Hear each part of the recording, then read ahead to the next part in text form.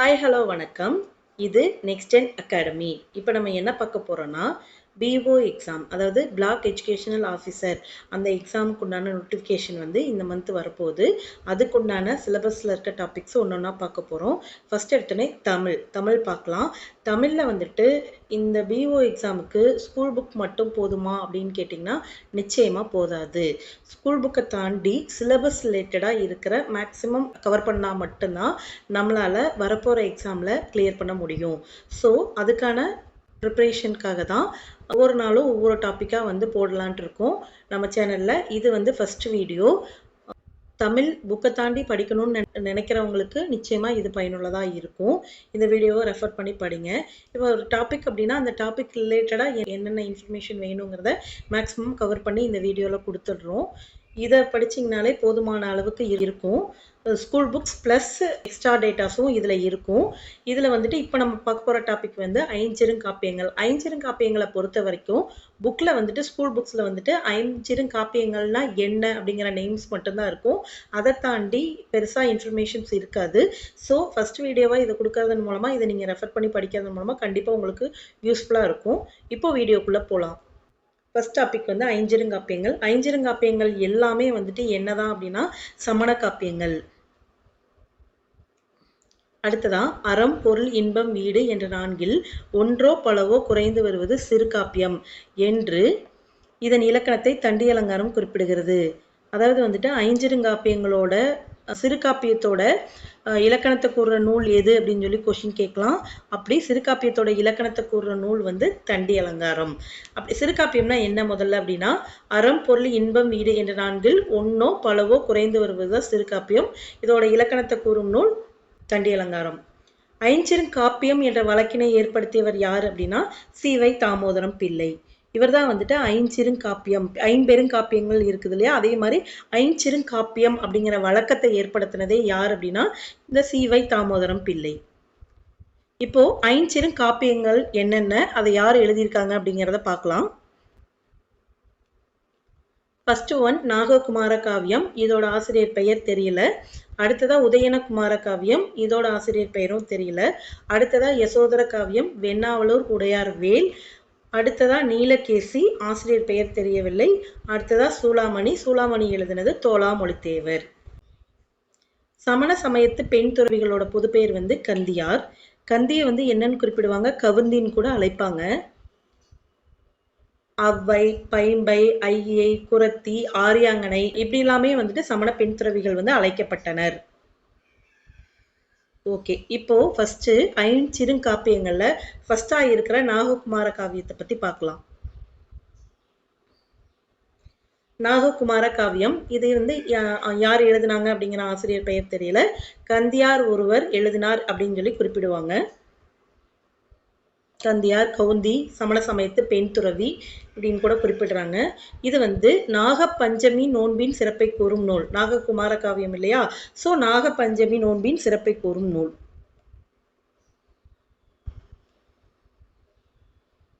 அடுத்தது இந்த நூலுக்கு நாகப்பஞ்சமி கதை அப்படிங்கிற இன்னொரு பேர் கூட இருக்கு, நாகப்பஞ்சமி கதை. அடுத்ததா இதுல எத்தனை சருக்கம் இருக்கு, எத்தனை பாடல்கள் இருக்கு அப்படின்னா 5 சருக்கம் இருக்கு. இந்த பாடல்கள் வந்து 170 பாடல்கள் இருக்கு.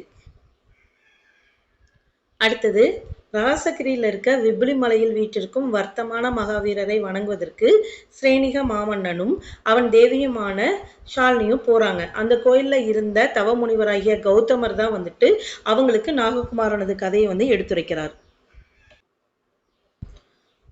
அடுத்ததான் மனத்தையும் போகத்தையும் மிகுதியாக கூறும் சமண நூல் எது அப்படின்னா இந்த நாககுமார காவியம்.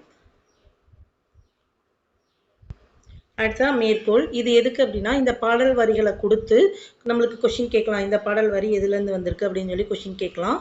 அதனால வந்துட்டு முக்கியமான பாடல் வந்து எடுத்து மேற்கோளாக கொடுத்துருக்கோம். அறனின்றி பின்னை ஒன்றும் இருக்கு, அறனில்லை என்றும் மரமின்றி உயிர்க்கு இடர்சை மற்றொன்றும் இல்லை என்றும் திறமிகு உணர்ந்து தேறி திக்கதி பிறவிக்கு அஞ்சி மரம் இதை விட்டு அறத்தில் வாழுமின் உலகத்தீரே. இதுதான் வந்துட்டு நாககுமார காவியத்தில் இருக்க முக்கியமான பாடல் வரி. அடுத்ததான் உதயனகுமார காவியம் பற்றி பார்க்கலாம். உதயனகுமார காவியம் வந்து இதுக்கும் ஆசிரியர் பெயர் தெரியல. இதோட மூல நூல் வந்து எதுன்னு குறிப்பிடுறாங்கன்னா பெருங்கதைன்னு குறிப்பிடுறாங்க. பெருங்கதையை மூல நூலை வச்சுதான் இது எழுதப்பட்டதுன்னு குறிப்பிடுறாங்க. காண்டங்கள் வந்து 6, விருத்தப்பாக்கள் வந்து 369.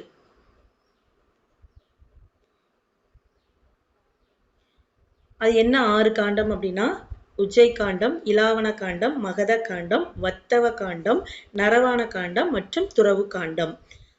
பெருங்கதையோட முதல் பகுதியும் இறுதி பகுதியும் கிடைக்கல. பெருங்கதையோட முழு கதையும் தெரிஞ்சுக்கிறதுக்கு இந்த நூல் வந்து துணை புரிகிறது. எந்த நூல் அப்படின்னா உதயனகுமார காவியம். உதயனகுமார காவியத்துக்கு வந்துட்டு மூலக்கதை வந்து பெருங்கதை தான். ஸோ பெருங்கதையோட முதலும் லாஸ்ட்டும் கிடைக்காதனால இந்த உதயனகுமார காவியத்தின் மூலமா வந்துட்டு நம்ம பெருங்கதையோட முழு கதையும் தெரிஞ்சுக்கிறோம். இப்போ உதயணனோட குலம் வந்து குருகுலம். உதயணனோட பெற்றோர் வந்து சதானிகன், மிருகாபதி. இவங்களோட தலைநகரம் வந்து கோசாம்பி. நாடு வந்து வத்தவ நாடு. இவங்க வந்து சூரிய உதயத்தில் பிறந்ததால வந்துட்டு உதயணன் என அழைக்கப்பட்டார். உதயணனுக்கு விச்சை வீரன் என்ற வேறு பெயரும் உண்டு. விச்சை வீரன் என்றால் பலகலை வல்லவன் என்று பொருள்.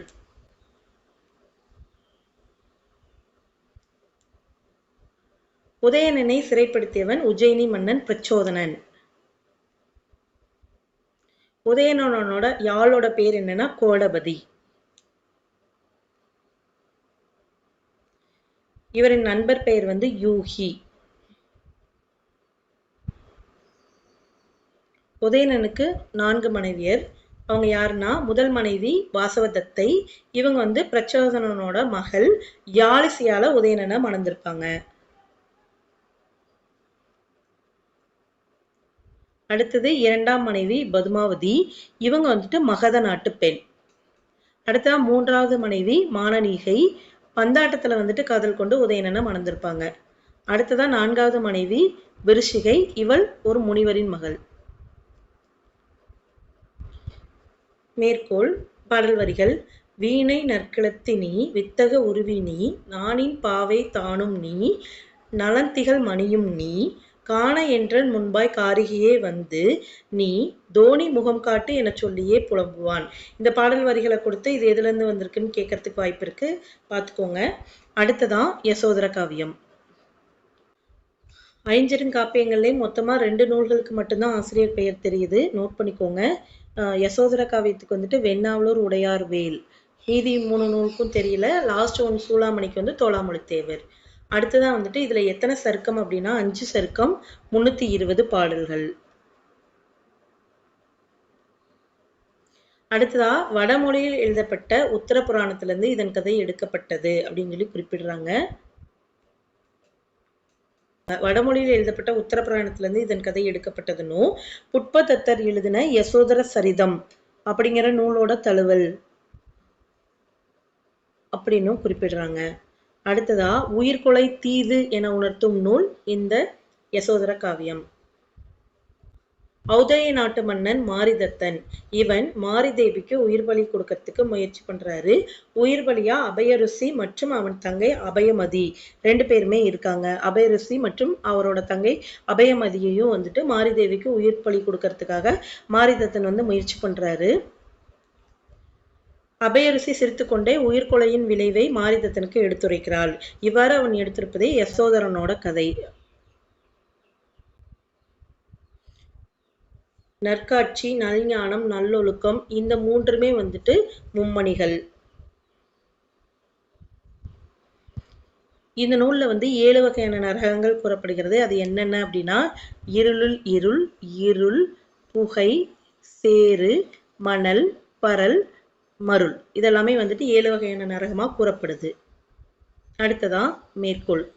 யான் உயிர் வாழ்தல் எண்ணி எளியவர் தம்மை கொல்லி வானுயர் இன்பமே அல்லால் வருநெறி தெரியும் அன்றி ஊனுயிர் இன்பம் எண்ணி எண்ணாமல் மற்றொன்றும் இன்றி மானுடர் வாழ்வு மண்ணில் மறித்திடும் இயல்பிற்று அன்றோ. இது வந்துட்டு யசோதரன் காவியத்துல இருக்க முக்கியமான பாடல் வரிகள்.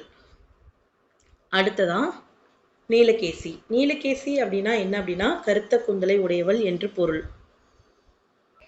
இதோட ஆசிரியர் பெயரும் தெரியல. இதுல வந்து சருக்கம் சருக்கம் வந்து 10 சருக்கம். பதிவுரை சருக்கம் நீங்களாக. பாடல்கள் வந்து 894.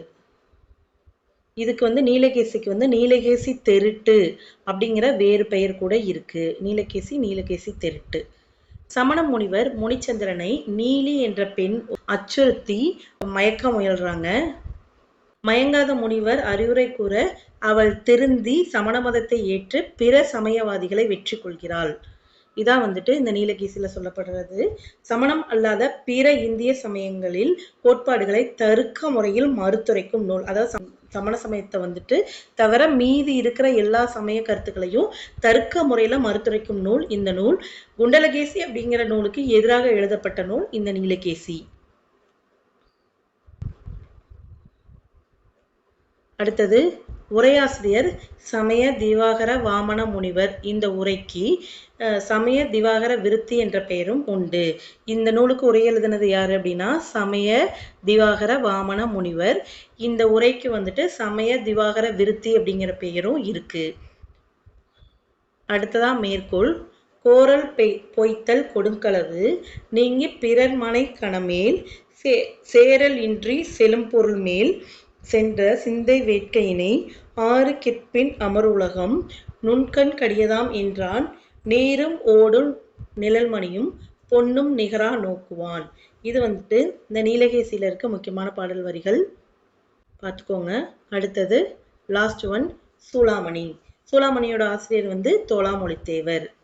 இவரோட இயற்பெயர் வந்துட்டு பார்த்துக்கோங்க வர்த்தமான தேவர். இதுல என்ன சர்க்கம் 12 சர்க்கம். விருத்தப்பாக்கள் வந்து 2330. இதோட காப்பிய தலைவன் உலகில் முடிக்கோர் சூளாமணி ஆயினான் என்பதால் சூளாமணி என பெயர் பெற்றது. முதல் நூல் வடமொழியில் உள்ள ஆறுகத மாபுராணம். வடமொழியில் எழுதப்பட்ட ஆறுகத மாபுராணம் தான் இந்த நூலுக்கு முதல் நூல். இதன் கதை வந்து ஸ்ரீபுராணத்துல கூட இருக்குது.